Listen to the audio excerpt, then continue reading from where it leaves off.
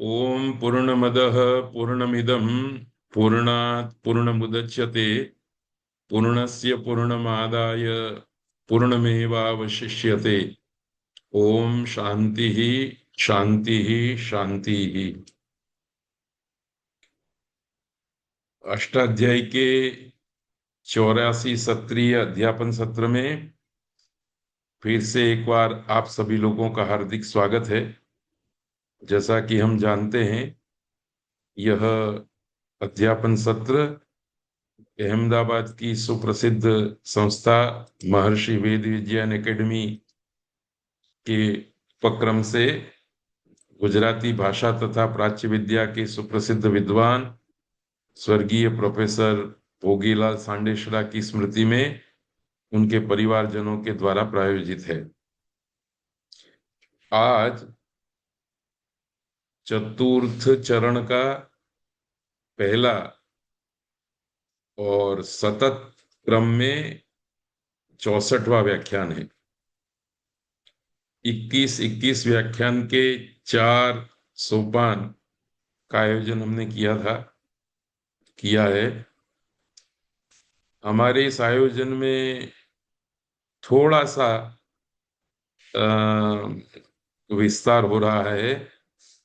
यद्यपि ये चौथे सोपान में हमको छठा अध्याय शुरू करना था, परंतु आज हम 5वें अध्याय के पाठ को ही प्रारंभ रखेंगे और इस एक व्याख्यान में ही 5वें अध्याय के विषय में महत्व की जानकारी प्राप्त करके आने वाले कल के व्याख्यान से हम छठे अध्याय का प्रारंभ करेंगे। तो आज 6 जून 2025 शुक्रवार का दिन है। आज मेरा भी जन्मदिन है और मेरी माताजी का भी जन्मदिन है। उनका जन्म 6/6/1924 को हुआ था।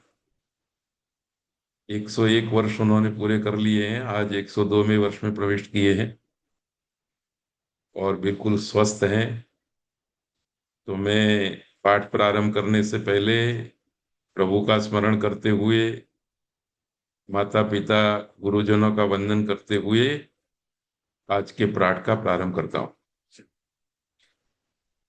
देखिए, 5वें अध्याय के प्रथम पाद के ये सूत्र हैं। प्राक्रीताच्छः उगवादिभ्यो यत्। इसमें जो लाल अक्षर के सूत्र हैं उन्हीं को हम पढ़ेंगे। 5वें अध्याय के इस प्रथम पाद में भी वही शैली है जो चतुर्थ अध्याय में हम देख करके आए। आप देख सकते हैं, प्राक्रीताच्छः। क्रीत शब्द से पहले तक छ प्रत्यय का अधिकार है। इसी परंपरा में एक सूत्र आएगा, प्रागवते ठय। वत से पहले ठय प्रत्यय का अधिकार है। इस तरह से ये सूत्र प्रत्ययों का अधिकार करेंगे और उसके नीचे तस्मै हितम जैसे सूत्र हैं, जिसमें एक पद तद सर्वनाम का है और हितम ये प्रथमांत पद अर्थ का सूचना देने वाला है। और इस सूत्र के नीचे जो सूत्र आता है वो तस्मै के निर्देश से सभी प्रकार के प्रातिपदिकों का निर्देश हो जाता है जो चतुर्थी विभक्त्यंत है। और उसमें से कुछ पर्टिकुलर प्रातिपदिकों की बात करनी हो तो ऐसे नीचे के सूत्र आएंगे, जैसे शरीर, अवयव। तो शरीर के अवयववाचक चतुर्थ्यंत पदों से यथ प्रत्यय होगा। तस्मै हितम से यथाविहित प्रत्यय होगा। पर चतुर्थ्यंत शरीर अवयववाची पदों से, प्रातिपदिकों से यथ प्रत्यय होगा।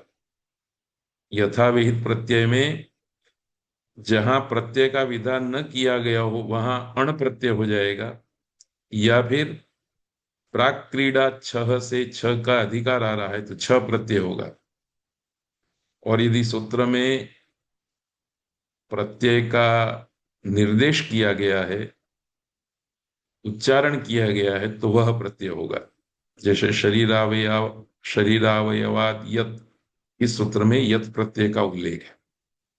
तो यही पद्धति, यही शैली पांचवें अध्याय के प्रथम पाद में प्रवर्तित हो रही है। तो आइए सूत्रों को जल्दी से देख लेते हैं। 136 सूत्र हैं इसमें। इसमें से हम 16 सूत्रों का अध्ययन करेंगे। पहला सूत्र है प्राकृताच्छः, यह अधिकार सूत्र है।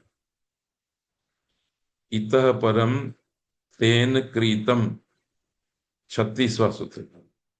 इत्येतस्मात् सूत्रात् प्राग ये अर्थाः विवक्षन्ते, तेषु अर्थेषु छः प्रत्ययः भवति। इस सूत्र से लेकर के तेन क्रीतम अर्थात 36वें सूत्र तक जो जो अर्थ कहे हैं, उन सारे अर्थों में छह प्रत्यय होता है। ये छह प्रत्यय उत्सर्ग प्रत्यय है, सामान्य रूप से कथन। अब विशेष प्रातिपदिक से विशेष प्रत्यय कहना होगा, तो सूत्रकार उस विशेष प्रातिपदिक का और उस विशेष प्रत्यय का उल्लेख अपवाद सूत्रों में करते रहेंगे। इसलिए ध्यातव्य है कि अपवाद विषयों को छोड़ करके सर्वत्र छ की प्रवृत्ति होगी, सर्वत्र छ प्रत्यय होगा। अपवादों में भिन्न भिन्न प्रत्यय होंगे। चौथे अध्याय में हमने प्राग दिव्य तोण अण प्रत्यय को इसी प्रकार से देखा था। वो भी अपवाद विषयों को छोड़ करके सभी जगह पर होता था। यहां अण प्रत्यय की जगह पर पहला ही सूत्र आ गया है, प्राकृताच्छः। इसने 36वें सूत्र तक छ प्रत्यय का अधिकार कर दिया है। दूसरा सूत्र है उगवादिभ्यो यत्। इस सूत्र में उ और गवादि दो प्रातिपदिक का निर्देश किया गया है। इसकी जानकारी हमको समास करने से प्राप्त हो जाएगी। ये सब समास आपको स्लाइड में दिखाई दे रहा है, इसलिए उसकी विशेष चर्चा न करके सीधा सूत्रार्थ देखते हैं। उ का अर्थ है उवर्णांतात्। गवादिभ्य ये गण है, गवादिभ्यश्च उ अंत में है जिसके ऐसे प्रातिपदिकों से और गवादि प्रातिपदिकों से प्राकृतीय अर्थेषु, 36वें सूत्र से पहले तक जो 35 सूत्र हैं, उन 35 सूत्र में जो अर्थ कहे हैं, उन सारे अर्थों में यत प्रत्यय होता है।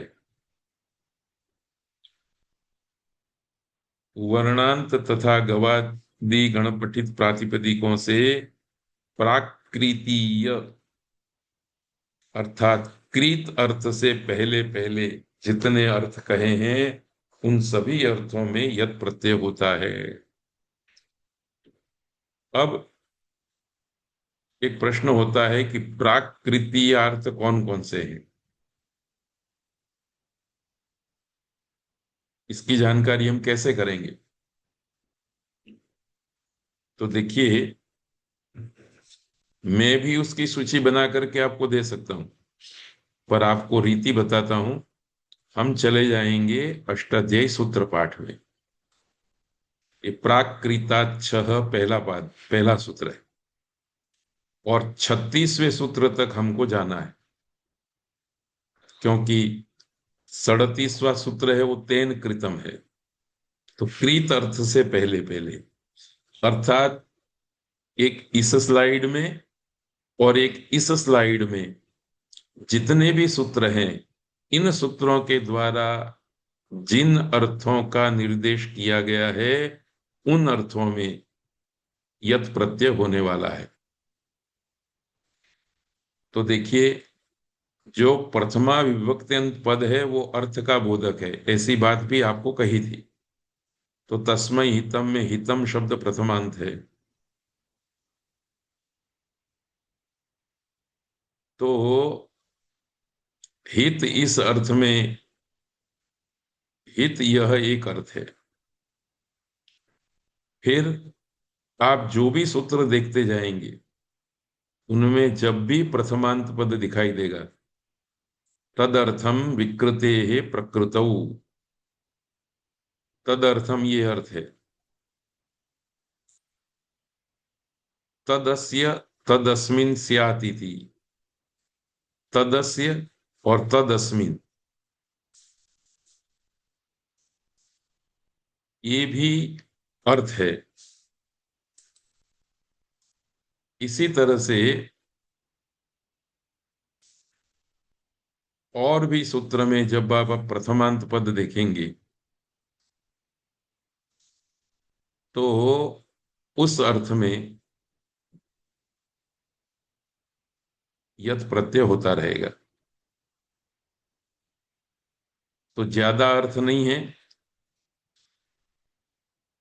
अर्थ का पता इस तरह से हम लगा सकते हैं।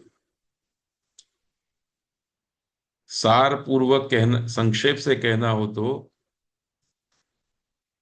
पंचमी विभक्त्यंत पद से प्रत्यय होगा, और प्रथमांत पद एक तो प्रत्यय का होगा, जैसे इकन, खह, ये सब प्रथमांत पद है। इसके सिवाय जो प्रथमांत पद होगा वो अर्थ का बोधक होगा, जैसे हितम, इस तरह से।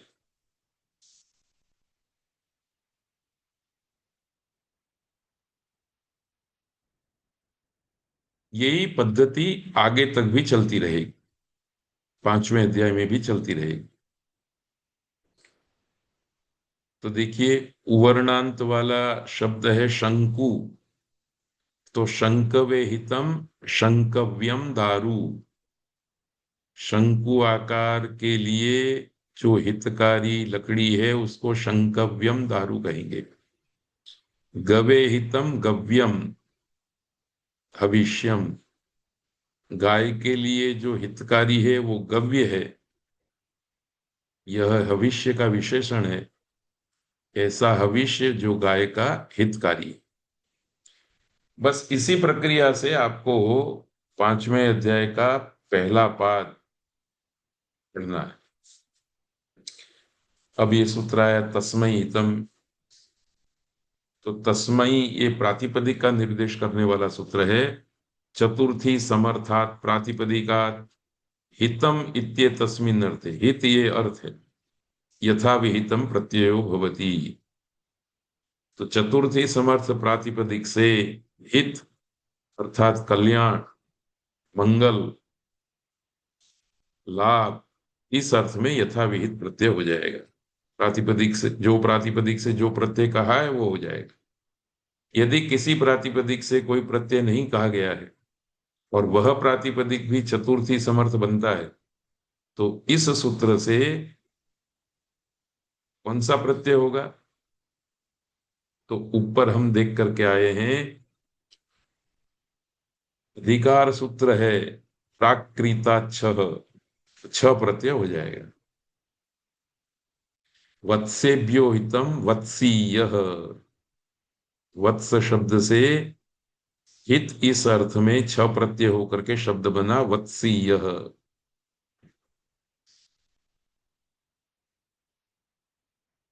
गोधुक, गाय का वह दूध जो वत्स के लिए हितकारी है।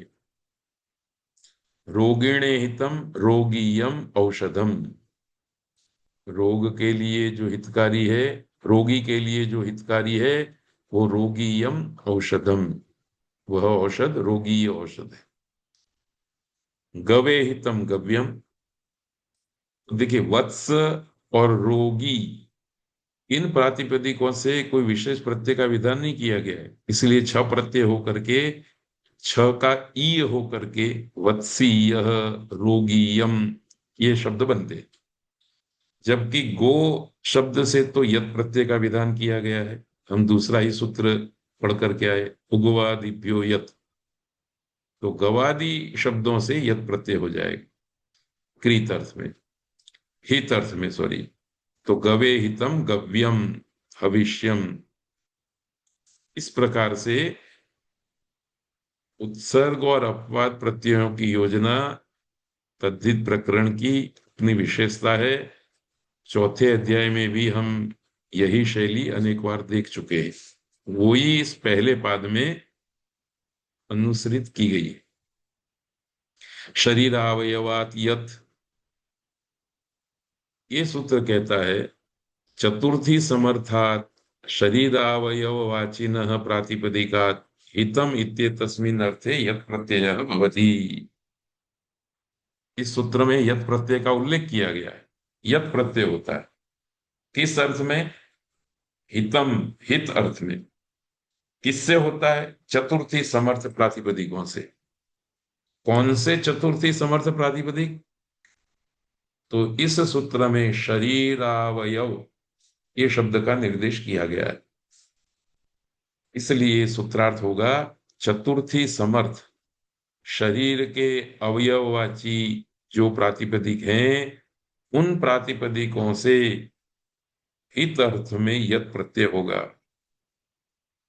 इसे आप ऐसे भी समझ सकते हैं कि शरीर के अवयववाची जो शब्द हैं, जो प्रातिपदिक हैं, उनसे जब आप चतुर्थी विभक्ति लाएं और हित अर्थ कहना हो तो ये सूत्र आ जाएगा और आपको यत प्रत्यय प्राप्त करा देगा और शब्द बना देगा दंत्यम, दंतेभ्यो हितम दंत्यम औषधम, दांतों के लिए हितकारी औषध को दंत्यम कहेंगे।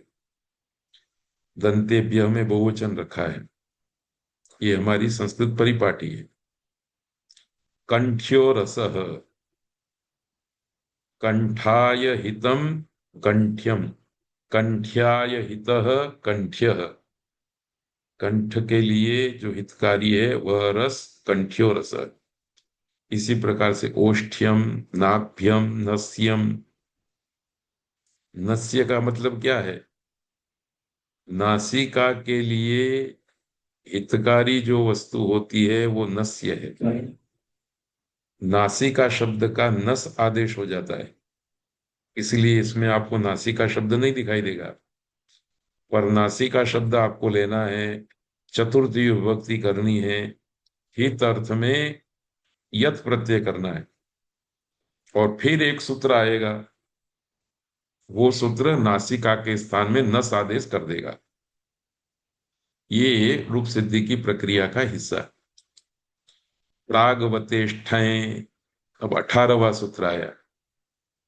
इसने कहा इतः परम वते, वती के आने तक, तो वती शब्द आता है तेन तुल्यम क्रियाचेद वती ही, 114वें सूत्र तक, 18 से लेकर के 114, लगभग 100 सूत्रों तक जिस अर्थों में प्रत्यय का विधान किया गया है उन अर्थों में सामान्य रूप से ठय प्रत्यय होगा, ऐसा अधिकार समझना चाहिए।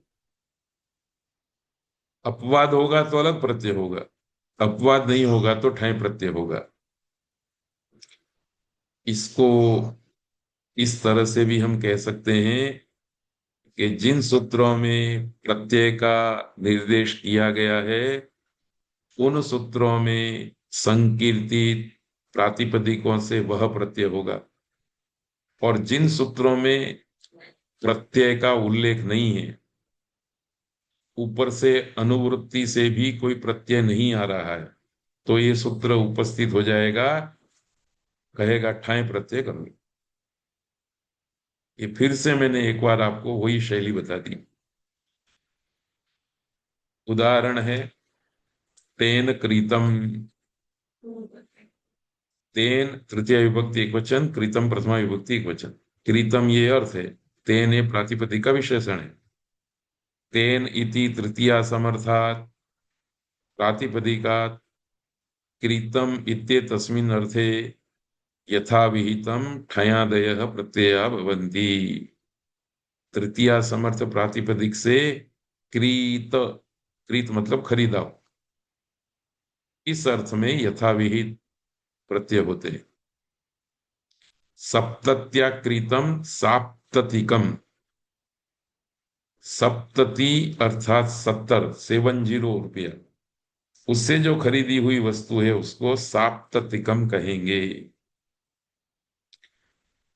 तो देखिए, संस्कृत पढ़ने का एक लाभ ये भी है कि आप व्यापार कर रहे हो, किसी चीज को बेच रहे हो, उसके मूल्य को याद रखना है, तो उसके ऊपर कोने में आप लिख दीजिए साप्ततिकम।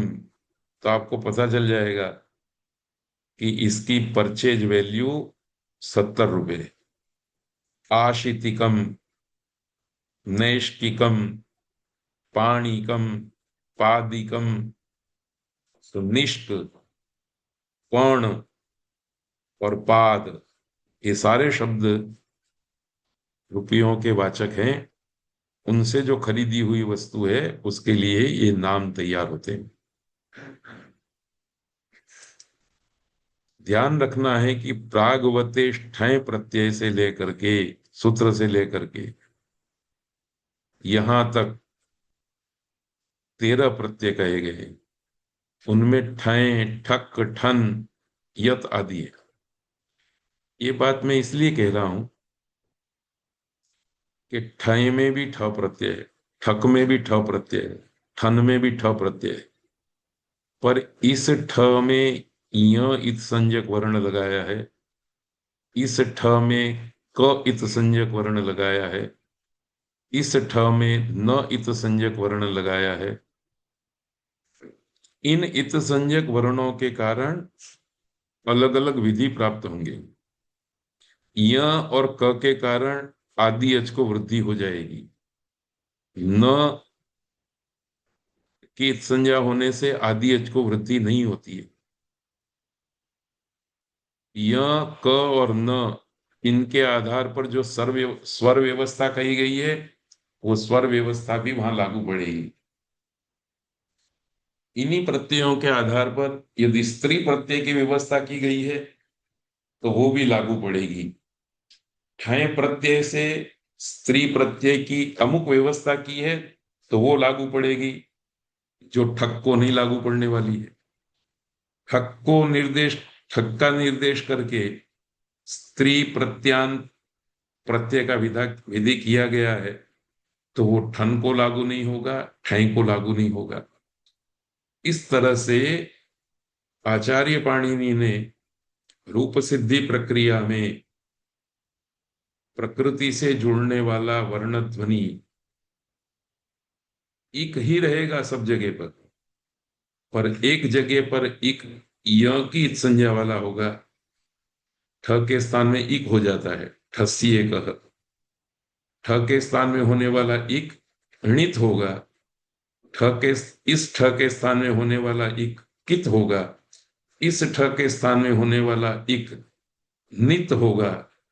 तीनों जगह पर वर्ण ध्वनि तो इक इक वाले दिखाई देंगे, पर फिर भी रूप सिद्धि प्रक्रिया में उसके फल भिन्न भिन्न होंगे। तो यही बात आपको याद रखनी है। तस्येश्वर, ईश्वर प्रथमा विभक्ति एक वचन, ये अर्थ है। तस्य प्रातिपदिक का निर्देश है। ऊपर से सर्वभूमि पृथ्वीभ्याम अणु, ये अनुवृत्ति आ रही है। तो सर्वभूमि और पृथ्वी, ये दो प्रातिपदिक का भी निर्देश इस सूत्र में हो जाता है। तस्य इति षष्ठी समर्थाभ्याम सर्वभूमि पृथ्वी प्रातिपदिकाभ्याम यथा संख्यम अण, अण अयौ यहाँ थोड़ा छूट गया है। अण और अय प्रत्यय होते हैं। सर्वभूमि से अण प्रत्यय होगा, पृथ्वी से अय प्रत्यय होगा।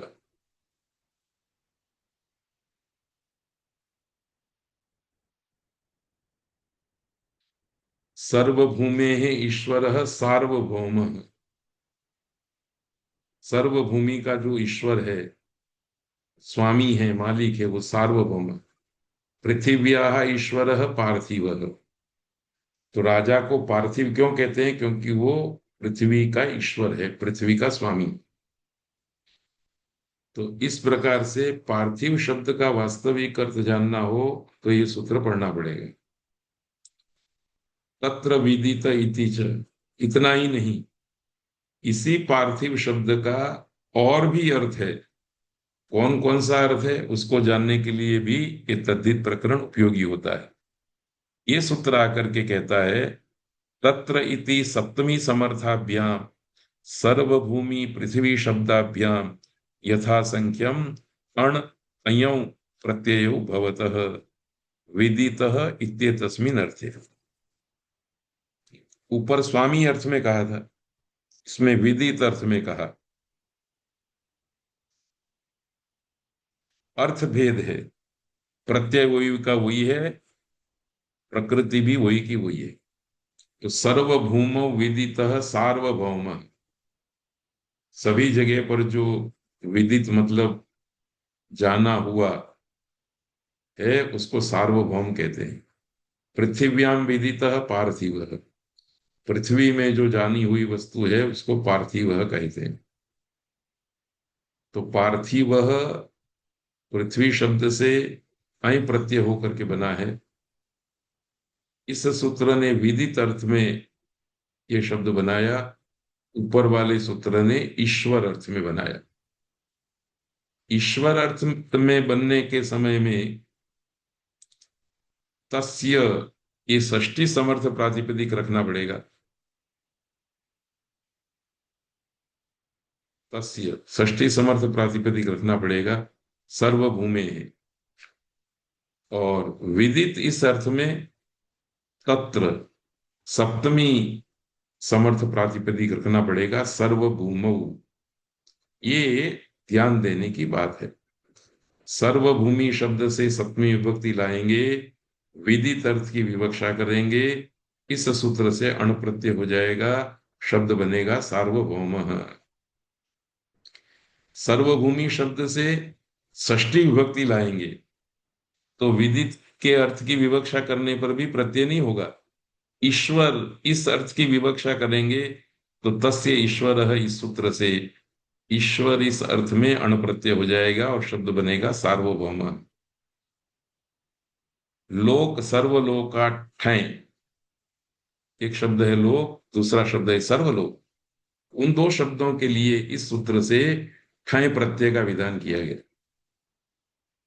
सप्तमी समर्थाभ्याम लोक सर्वलोक इत्येताभ्याम शब्दाभ्याम ठय प्रत्ययो भवति विदितः इत्यस्मिन् अर्थे। सप्तमी समर्थ लोक तथा सर्वलोक प्रातिपदिकों से ठय प्रत्यय होता है विदित इस अर्थ में। तो लोके विदितः लौकिकः, सर्वलोके विदितः सार्वलौकिकः। अब आप थोड़ा सा विचार कीजिए कि पृथ्वी और लोक, इसमें क्या अंतर है? ऊपर वाले सूत्र में सर्वभूमि और पृथ्वी इन दो प्रातिपदिकों से प्रत्यय का विधान किया गया, इस सूत्र से लोक और सर्वलोक शब्द से। तो आपको ध्यान रखना है, अष्टाध्यायी के पहले अध्याय के पहले पाद में, पहले पाद में हम एक सूत्र पढ़ चुके हैं, स्वम रूपम शब्दस्या शब्द संज्ञा। अष्टाध्यायी में दो प्रकार के शब्दों का प्रयोग हुआ है, एक शब्द की संज्ञा वाले पद और दूसरे लोक प्रसिद्ध शब्द। लोक प्रसिद्ध शब्द जब आचार्य पाणिनि अष्टाध्यायी के सूत्र में रखेंगे तो वहां वर्णानुपूर्वी को ही ध्यान में रखना है। तो लोक इस शब्द में ल, ओ, क, ये वर्णानुपूर्वी है। तो लोक से ही प्रत्यय होगा। लोक का पर्यायवाचक पृथ्वी, भूमि इत्यादि कोई शब्द होगा तो उससे प्रत्यय होने वाला नहीं है। इसलिए ऊपर वाले सूत्र में सर्वभूमि से प्रत्यय होगा, इस सूत्र से सर्वलोक से होगा। ऊपर वाले सूत्र से पृथ्वी से प्रत्यय होगा, भूमि से नहीं होगा, धरा से नहीं होगा। ये बात आपको याद रखनी है। दूसरी एक विशेष बात आपको सार्वलौकिक इस पद को श्रवण करके याद करनी है। इसमें सर्वलोक शब्द था। स, इसके आदि अच की वृद्धि हो गई, सार्व बन गया। लो, ओ के भी अच की वृद्धि हो गई, औ बन गया सार्वलौकिक। ऐसी रूप सिद्धि प्रक्रिया को उभय पद में वृद्धि होती है, इस रूप में देखा जाता है।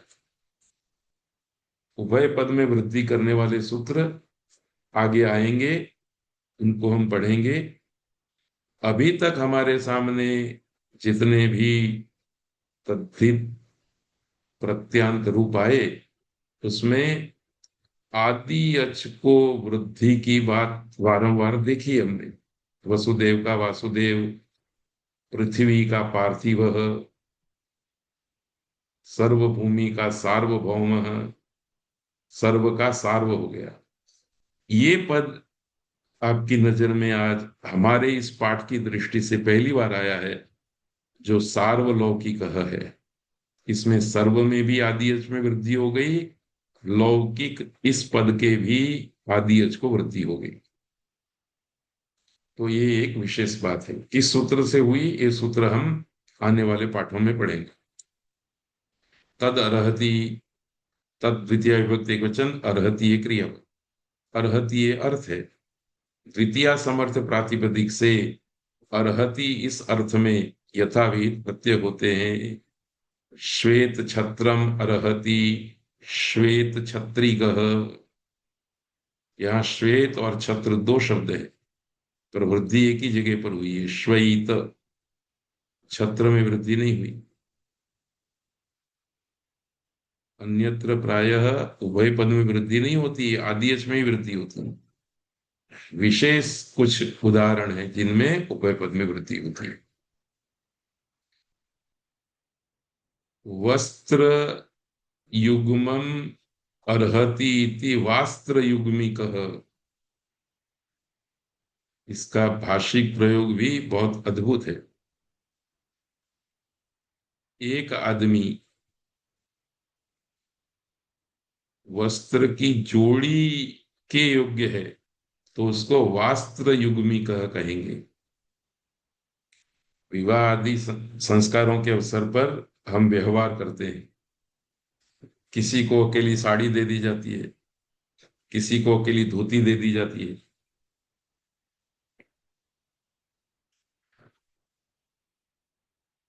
पर किसी को हमें वस्त्र की जोड़ी देनी पड़ती है, पैंट शर्ट।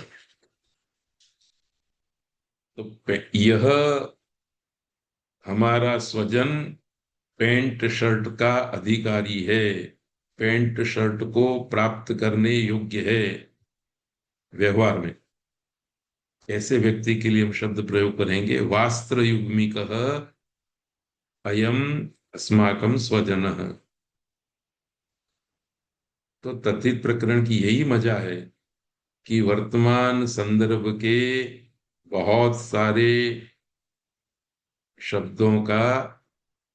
शब्दों की निष्पत्ति हम तद्धित प्रत्यय के सहारे कर सकते हैं, तद्धित प्रत्यय प्रकरण के सहारे कर सकते हैं, और उसको कालांतर में फिर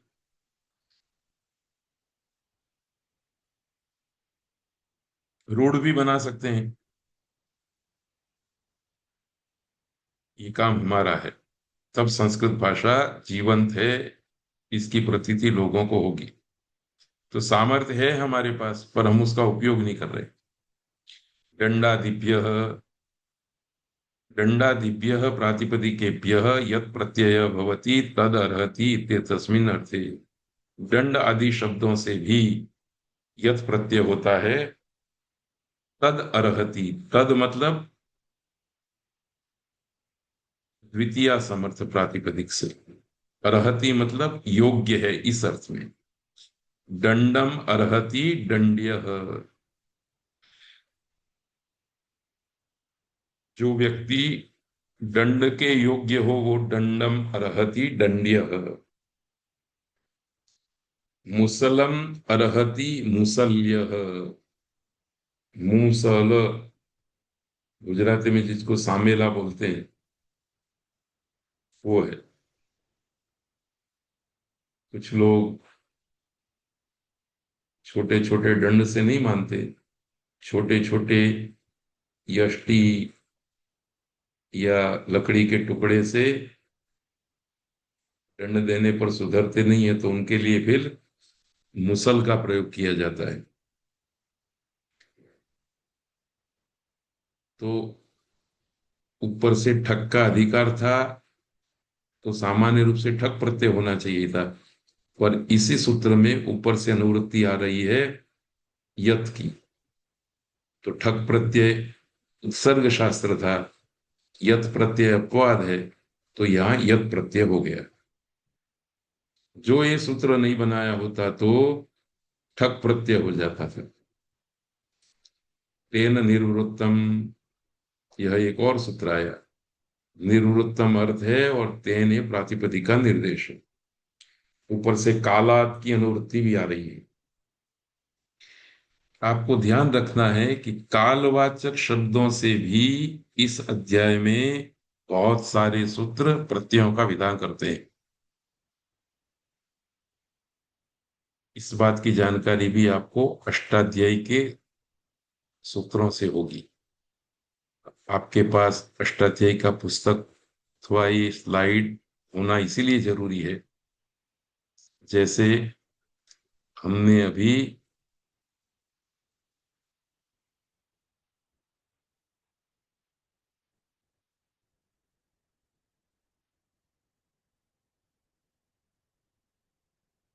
ये टेक्स्ट देखी, ये कालात, ये कालात पद की अनुवृत्ति नीचे चलती रहेगी। ये सब कालवाची शब्द से प्रत्यय करने वाले सूत्र है। तो अष्टाध्यायी आपके पास होगी, और कालात में अनुवृत्ति कहाँ तक जाती है इसका बोध होगा, तो आपको एक पूरा प्रकरण ध्यान में रहेगा। इसलिए कालवाचक किसी भी शब्द से कौन सा तद्धित प्रत्यय हुआ है, इसको जानने के लिए आपको काला इस सूत्र के नीचे के सूत्रों पर आना पड़ेगा। इस तरह से अपने आप अष्टाध्यायी में कौन सा प्रत्यय किस प्रातिपदिक से किस अर्थ में कहाँ कहा गया है, वो अपने आप स्मरण में रहता है। एक दो बार ध्यान करने से ये स्मरण दृढ़ हो जाता है।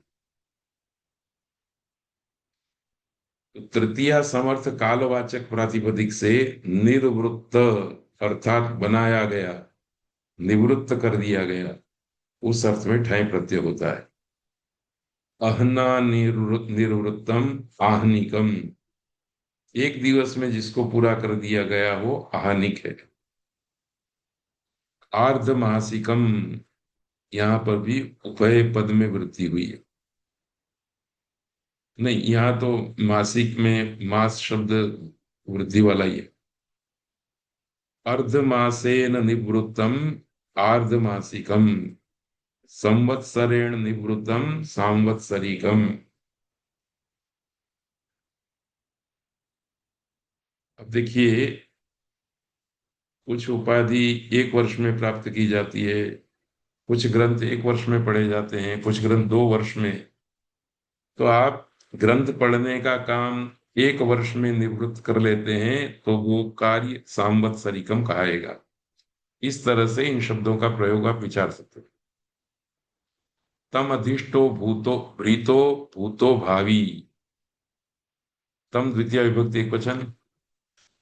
अब देखिए, कई सूत्रों के अंदर इस प्रकार एक साथ अनेक अर्थों का निर्देश किया गया है।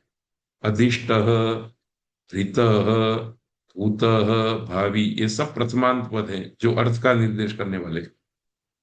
सूत्र कह रहा है द्वितीय समर्थात कालवाचिन प्रातिपदिका।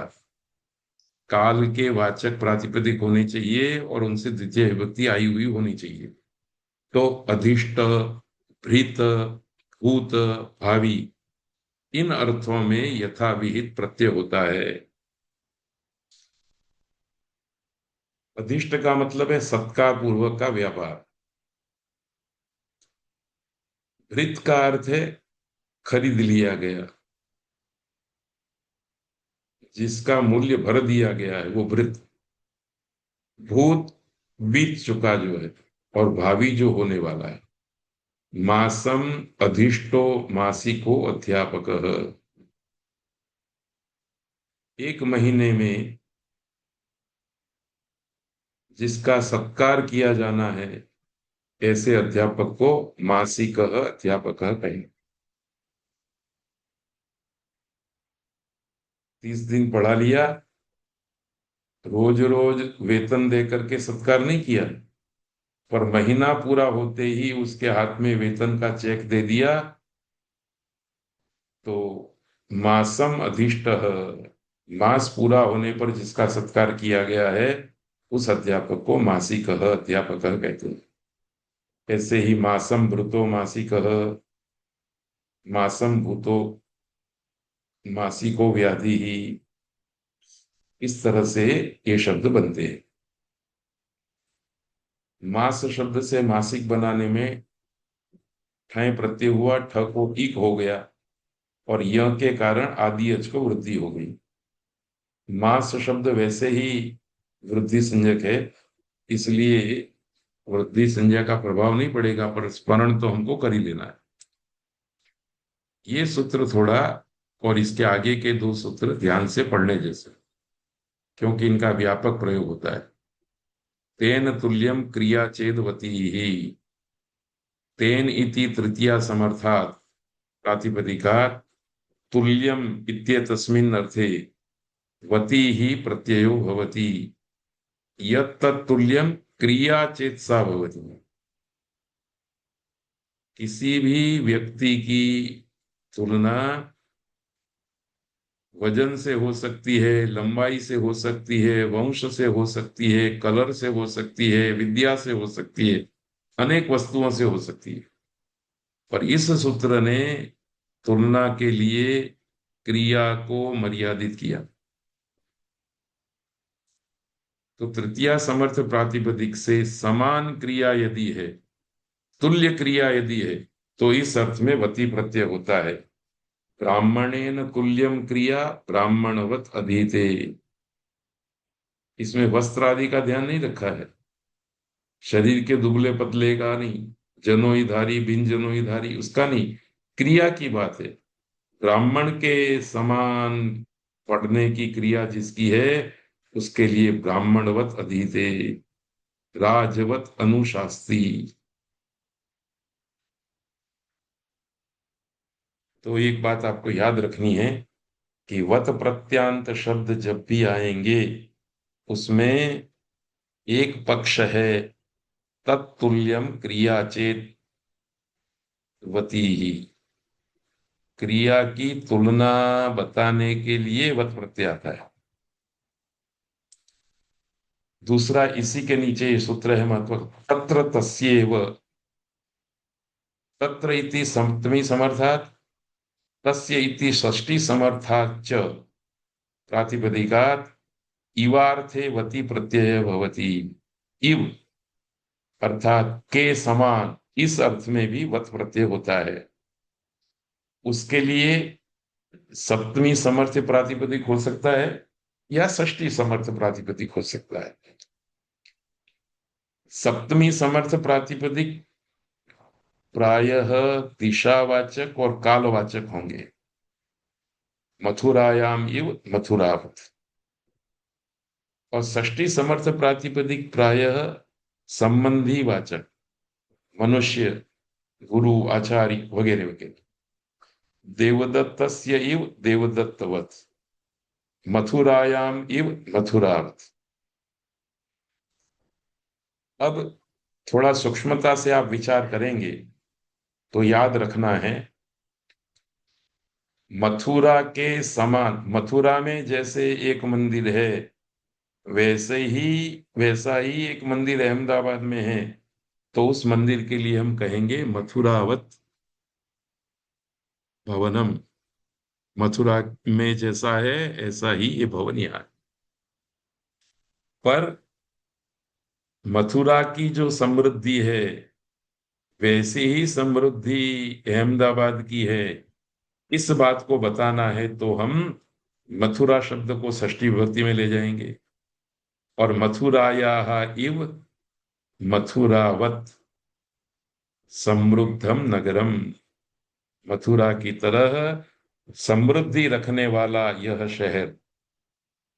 तो मथुरा और उसकी समृद्धि ये परस्पर एक दूसरे के संबंध बताने वाले शब्द हैं।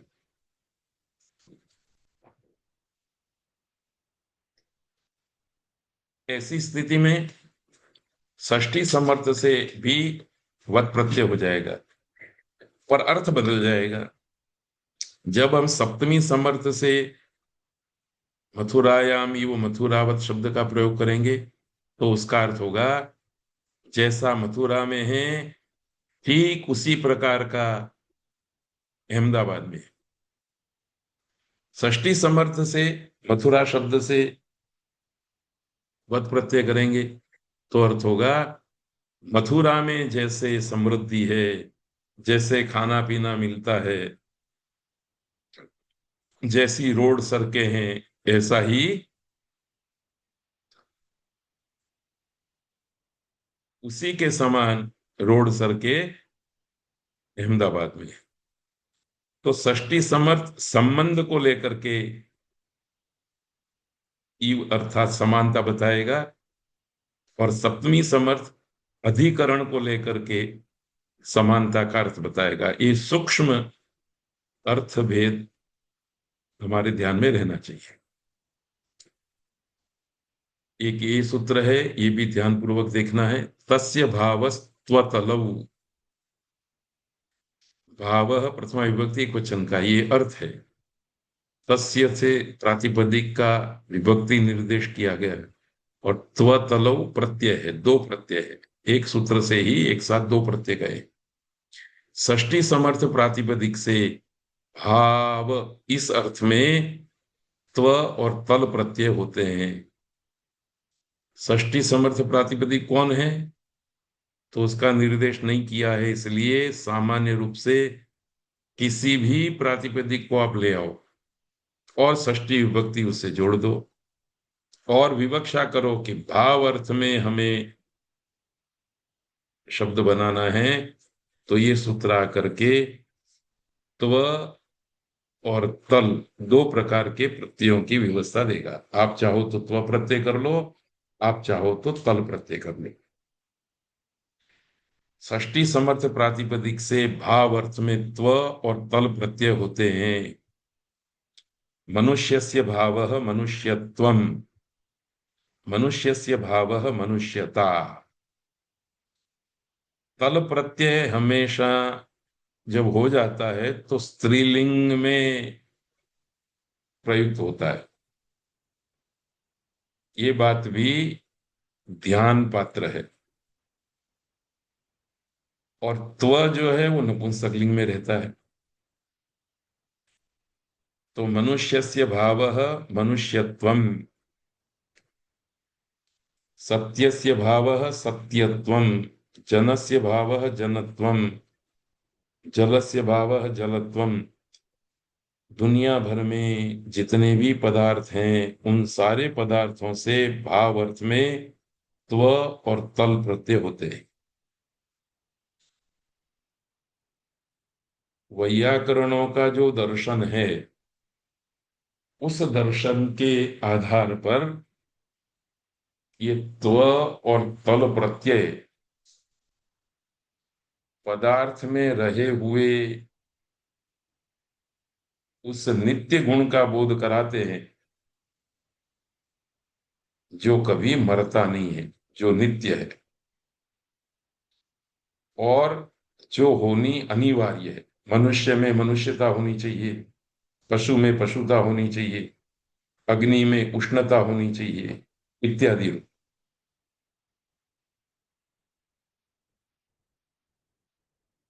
तो ये प्रथम पाद पूरा हुआ। द्वितीय पाद के ये सूत्र है, तान्यानाम भवने क्षेत्रे खय ढक। इसमें भी इसी प्रकार से अलग अलग प्रातिपदिकों से प्रत्यय का विधान किया गया, अर्थ अलग अलग, पर इनमें कुछ विशेष सूत्र हैं जिनको हम अभी छोड़ रहे हैं। विशेष, सारे सूत्रों में जो विशेष सूत्र है जिसका हमको अध्यापन करना था, अध्ययन करना था, उनको भी हम छोड़ रहे हैं।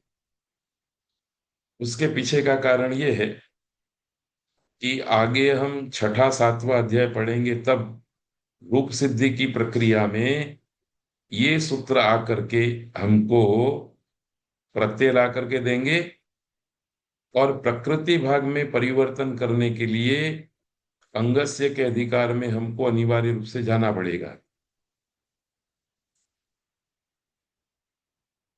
जैसे किम शब्द से डति प्रत्यय होकर के कतमह शब्द बनता है।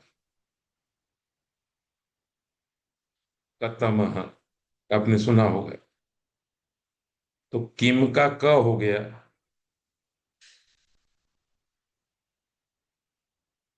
और डति, किम से डति प्रत्यय हो गया, तो किम प्लस डति करके कतमह कैसे बना?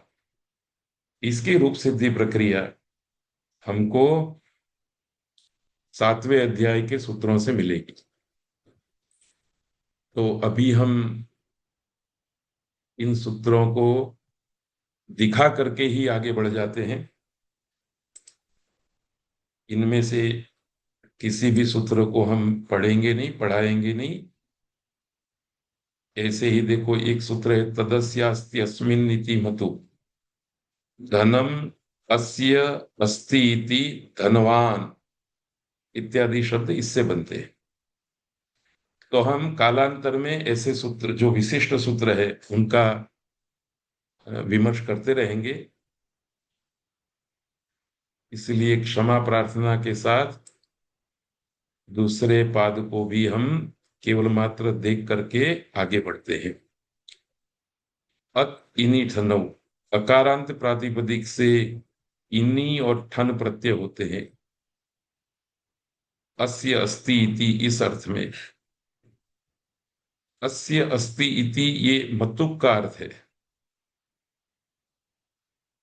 तो दंड, दंडम अस्य अस्ति इति दंडिन, दंड, दंड शब्द अकारांत है, उससे इन प्रत्यय होकर के दंडिन बनता है। दंडी, दंडिनौ, दंडिनः, इस प्रकार से उसके रूप चलते हैं। तो ऐसे कई शब्द हैं, कई प्रसिद्ध शब्द हैं जो इन सूत्रों से सिद्ध होते हैं, पर अपनी योजना के अनुसार अभी हम इसको छोड़ते हैं। इस पाद में 9 सूत्र महत्व के हैं। तो मैं विशेष चर्चा न करता हुआ केवल एक निवेदन करना चाहता हूं कि आपके मन में लगेगा कि ये तो एकदम बहुत जल्दी से 5वें अध्याय को समाप्त कर दिया गया। तो आप चिंता मत करना, जब भी अवकाश मिलेगा थोड़े दिनों में चौथे अध्याय, 5वें अध्याय, दोनों अध्याय के सभी सूत्रों का अर्थ के साथ एक पीडीएफ में आपको पोस्ट करूंगा। अभी आपको इतने अध्ययन के पश्चात 4 बातों का पक्का बोध हो जाना चाहिए। पहली बात यह है कि तस्मी, तस्मई, तत्र, तेन इत्यादि शब्दों से प्रातिपदिक के साथ कौन कौन सी विभक्ति जोड़नी है ये समझ में आ जाना चाहिए। किसी भी सूत्र को हम पढ़ें, उस सूत्र के पढ़ते समय। दूसरी बात, जो आप प्रत्यय कर रहे हैं वो किस अर्थ में है, तो अर्थ का निर्देश प्रायः प्रथमांत पद से हुआ है। तीसरी बात, जिस अर्थ में आप प्रत्यय कर रहे हैं उस अर्थ में वो सामान्य प्रत्यय है, अर्थात उत्सर्ग प्रत्यय है कि अपवाद प्रत्यय है, इसका भी आपको पता रहना चाहिए। और चौथी और अंतिम बात, रूप सिद्धि की प्रक्रिया। तो उसके लिए तो मैं पहले भी बता चुका हूं कि एक यस्येति च सूत्र महत्व का है, और तद्धितेषु अचामादेः किति च, जो आगे की वृद्धि करते हैं, आदियच को वृद्धि करते हैं। और यस्येति च और गुण, जो प्रातिपदिक के अंत में आए हुए अ का लोप करते हैं और उ का गुण करते हैं। ये 5-7 सूत्र महत्व के हैं। आज उभय पद में वृद्धि की एक चर्चा आई, वो भी सार्वत्रिक नहीं है, वो भी कुछ ही पदों में है। तो इतनी बात यदि आपके समझ में आ जाती है तो चौथा अध्याय और पांचवा अध्याय आप स्वयं स्वाध्याय करके समझ सकते हैं, इसमें कोई बड़ी बात नहीं। तो इन्हीं बातों के साथ आज का वर्ग पूरा करते हैं, और आने वाले वर्ग में हम छठा अध्याय प्रारंभ करेंगे। एक और बात मैं आपको याद करा दूं, पांचवें अध्याय के चौथे पाद में अंत भाग में समासांताः ऐसा एक अधिकार आता है। उस अधिकार के अंतर्गत समास हो जाने के बाद कुछ प्रत्ययों का विधान किया गया है, तो वो समासांत प्रत्यय विधि है। समास प्रकरण आप पढ़ चुके हैं। किसी भी सामासिक पद के अंदर जिन दो पदों का आपने समास किया है, उन दो पदों के अतिरिक्त अंत में कोई क, ई इत्यादि ध्वनि सुनाई देता है, तो आपको समझ जाना है ये प्रत्यय है, तद्धित प्रत्यय है। और इसका विधान कहाँ किया गया होगा? पांचवें अध्याय के चौथे पाद के अंतिम भाग में। तो इतना स्मरण भी आपको रखना है। बस इन्हीं बातों के साथ आज का वर्ग पूरा करना है। सबका धन्यवाद करते हुए कल फिर हम मिलेंगे। सबको सादर प्रणाम, सबको सादर नमस्ते, धन्यवाद।